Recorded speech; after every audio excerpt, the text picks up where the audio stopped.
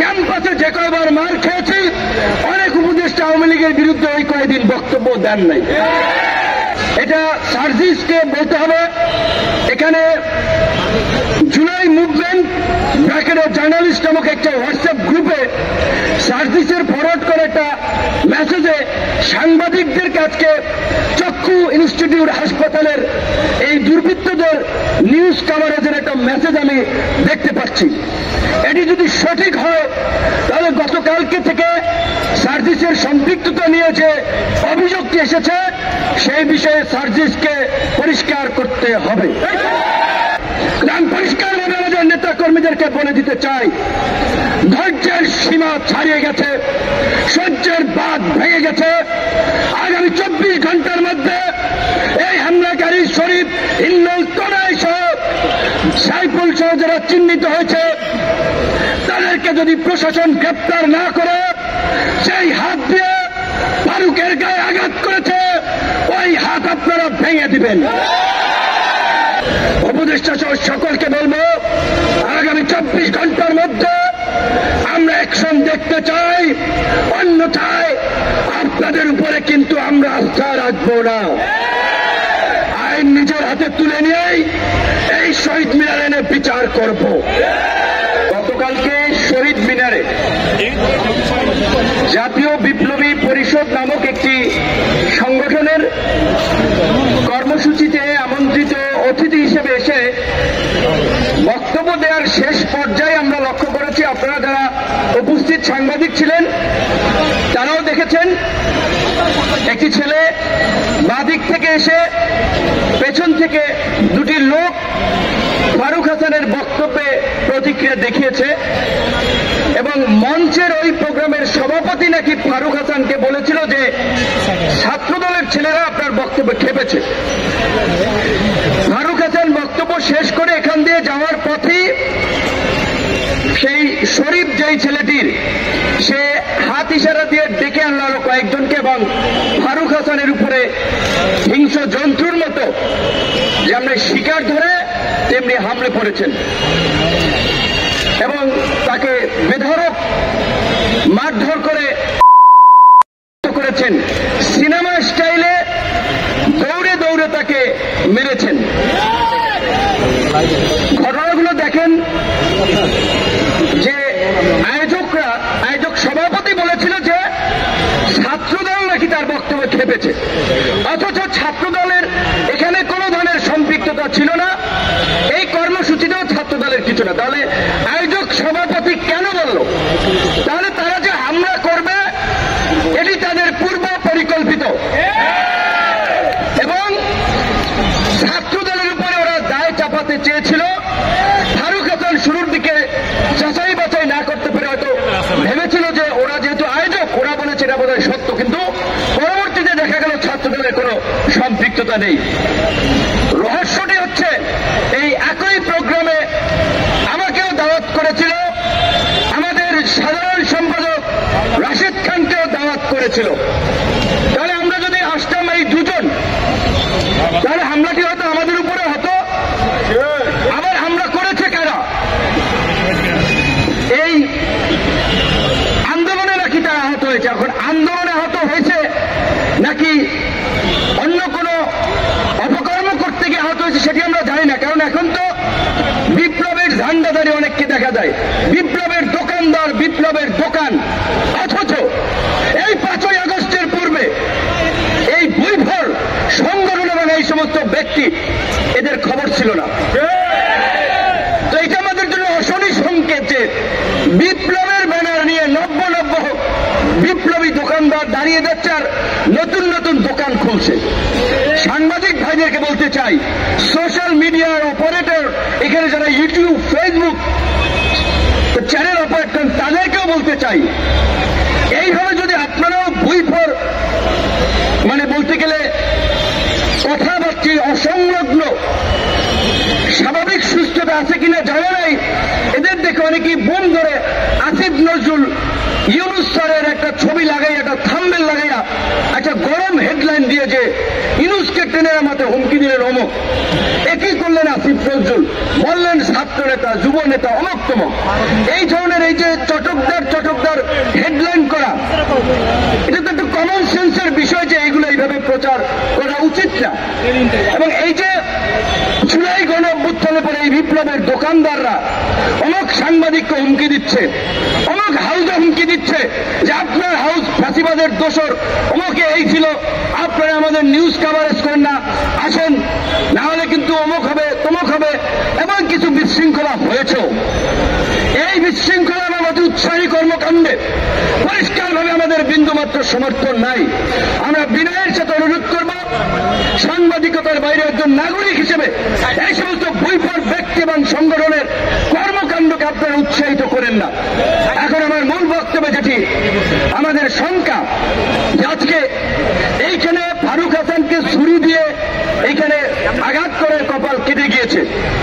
ছুরি তারা কোত্থেকে নিয়ে আসলো? তাহলে তাদের হাতে ছুরি আগে থেকে ছিল। এখানে আমি কিংবা রাশিদ খান যদি থাকতাম, আমাদেরও তো পেটের মধ্যে একটা ছুরি চালিয়ে দিতে পারত। তো সরকারের সাথে আমাদের কোনো বিরোধ নাই, মুখোমুখি অবস্থানও নাই। কারণ এই সরকারের যে উপদেষ্টা সবচেয়ে ডেডিকেটেডকে নাহিদ ধরেন মার খেয়েছে, নাহিদ মার খেয়েছে একদিন, এইখানে যারা দাঁড়িয়ে আছে 17 দিন মার খেয়েছে। 28 বছর পরে ডাকসুর ভিপি হয়েও ক্যাম্পাসে যে কয়বার মার খেয়েছি, অনেক উপদেষ্টা আওয়ামী লীগের বিরুদ্ধে ওই কয়েকদিন বক্তব্য দেন নাই। অবশ্যই আসিফ এবং নাহিদ তো আমাদের সহ আন্দোলনকারী, আরো অনেকে মাহফুজও সহ আমাদের ঘনিষ্ঠ, আমাদের সহযোদ্ধা সহকর্মী, একসাথে এনআরসিসি এর বিরুদ্ধে আন্দোলন করছি। ডাকসুতে নির্বাচন করেছে তারা, ছাত্র অধিকার পরিষদের সাথে ছিল। আমি যা শুধু বললাম এই কারণে যে এখানে কয়েকজন এই আন্দোলনের যারা ফ্রন্ট সাইজে ছিল, তাদের ডেডিকেশন আছে, ত্যাগ আছে, আর কিছু হচ্ছে মৌসুমী নেতা, শুধুমাত্র 10-12 দিনের মিডিয়া কাভারেজে এখন বিশাল নেতা হয়ে গেছে। তাদেরকে ঢুকাইছিল ছাত্রলীগ আন্দোলনের গতিবিধি পর্যবেক্ষণ করার জন্য, আন্দোলনে স্পাইগিরি করার জন্য। 18 জুলাই যখন কথা বলি যে ভাই এক দফার বিকল্প নাই, এক দফা ছাড়া এই জাতির মুক্তি নাই, হাসিনা পিশাচ হয়ে গেছে, হাসিনার পতন ব্যতীত আমাদের মুক্তি নাই, প্রত্যেককে জেলে যেতে হবে, তখন বলে ভাই আমরা তো এক দফার জন্য আন্দোলন করি নাই, এটা কি উচিত হবে? এইরকম এখন 2 একজন ব্যাপক বিপ্লব হয়ে গেছে, অথচ ফুল ছাত্রলীগের এজেন্ট হিসেবে এখন যাই হোক সোশ্যাল মিডিয়ার কারণে ব্যাপক পপুলারিটি হয়েছে, সেলিব্রিটি বনে গিয়েছে, কিন্তু তাদের পেছন দিকে একটু তাকাতে হবে। হঠাৎ করে চরিত্র বদল করলেই বদল হয়ে যায় না। তো গতকালকে এই আহতদের এবং বিশেষ করে হামলায় ফারুককে যে আহত করেছে, আহতদের ব্যানার এসে, আমি জানি না এটা সার্জিসকে বলতে হবে, এখানে জুলাই মুভমেন্ট ব্র্যাকেটের জার্নালিস্ট নামক একটা হোয়াটসঅ্যাপ গ্রুপে সার্জিসের ফরওয়ার্ড করে একটা মেসেজে সাংবাদিকদের কাছে চক্ষু ইনস্টিটিউট হাসপাতালের এই দুর্বৃত্তদের নিউজ কাভারেজের একটা মেসেজ আমি দেখতে পাচ্ছি। এটি যদি সঠিক হয় তাহলে গতকালকে থেকে সার্জিসের সম্পৃক্ততা নিয়ে যে অভিযোগটি এসেছে সেই বিষয়ে সার্জিসকে পরিষ্কার করতে হবে। কারণ যেহেতু আহতদের চিকিৎসার জন্য ক্ষতিপূরণ দেওয়ার জন্য জুলাই ফাউন্ডেশন গঠন করেছে, সেটার তিনি দায়িত্বে আছেন, তাহলে তার সাথে এদের একটা সম্পৃক্ততা স্বাভাবিকভাবে আছে। এখন এই হামলা আছে কিনা সেইটা আমরা জানি না। আমি পরিষ্কারভাবে আমাদের নেতা কর্মীদেরকে বলে দিতে চাই, ধৈর্যের সীমা ছাড়িয়ে গেছে, সহ্যের বাঁধ ভেঙে গেছে। আগামী 24 ঘন্টার মধ্যে এই হামলাকারী শরীফ, ইন্নল, কোনাই সহ সাইফুল সহ যারা চিহ্নিত হয়েছে তাদেরকে যদি প্রশাসন গ্রেপ্তার না করে, সেই হাত দিয়ে ফারুকের গায়ে আঘাত করেছে ওই হাত আপনারা ভেঙে দিবেন।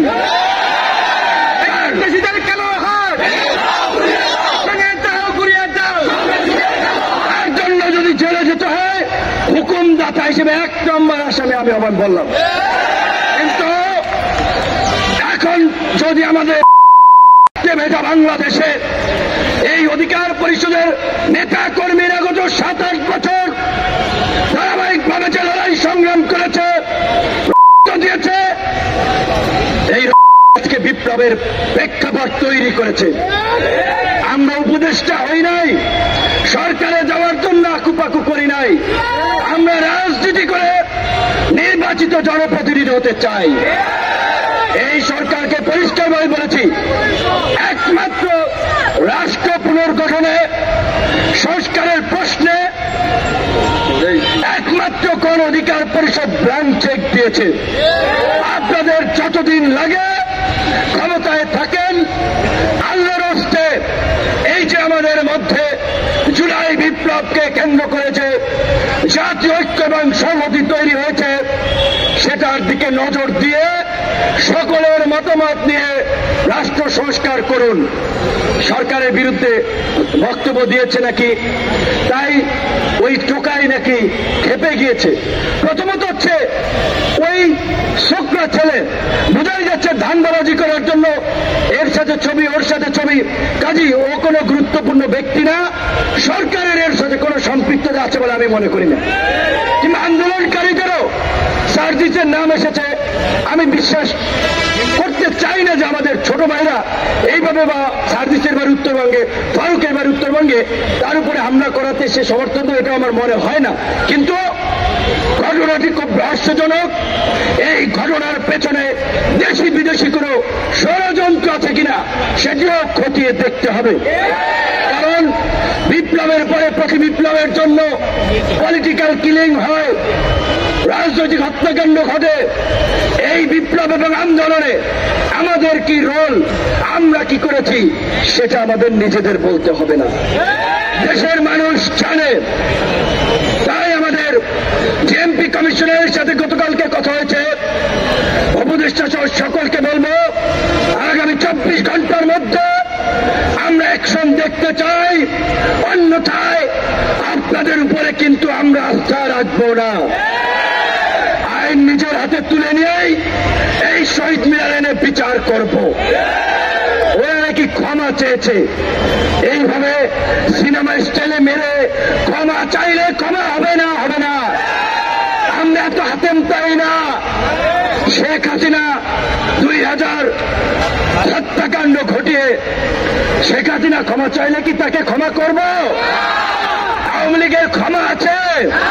কাজী যারা আবার নতুন ফ্যাসিস্ট হয়ে উঠতে চায়, দুর্বৃত্ত হয়ে উঠতে চায়, ওদেরকে উপযুক্ত শিক্ষা দেওয়া ছাড়া কোনো ক্ষমা নাই। গতকালকে আমাদের টাঙ্গাইল ভুয়াপুরের এক ছাত্র নেতার উপরেও হামলা হয়েছে।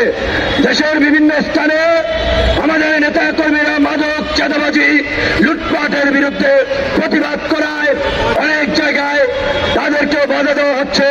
গতকাল গাজীপুরের শিবপুরে অধিকারের অফিসও নাকি কুপিয়েছে। পরিষ্কারভাবে বলতে চাই বন্ধুগণ, অ্যাকশনের বিপরীতে পাল্টা অ্যাকশন ছাড়া রাজনীতিতে টিকে থাকা যাবে না।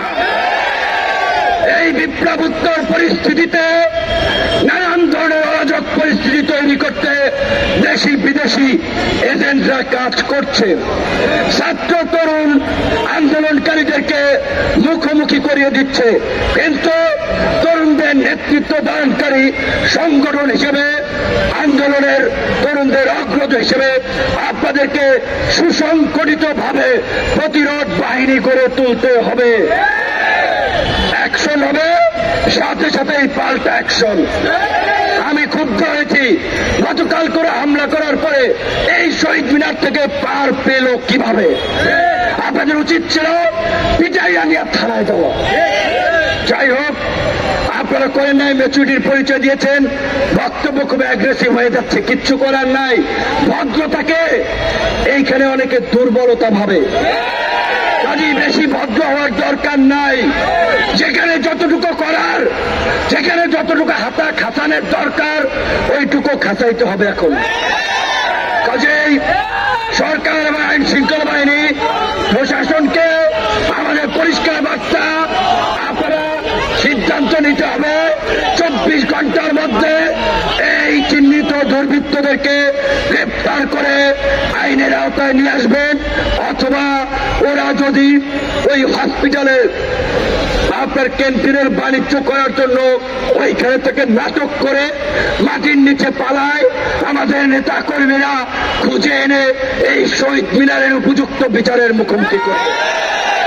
ধন্যবাদ সবাইকে। আমাদের এখানে কি বিক্ষোভ মিছিল হবে?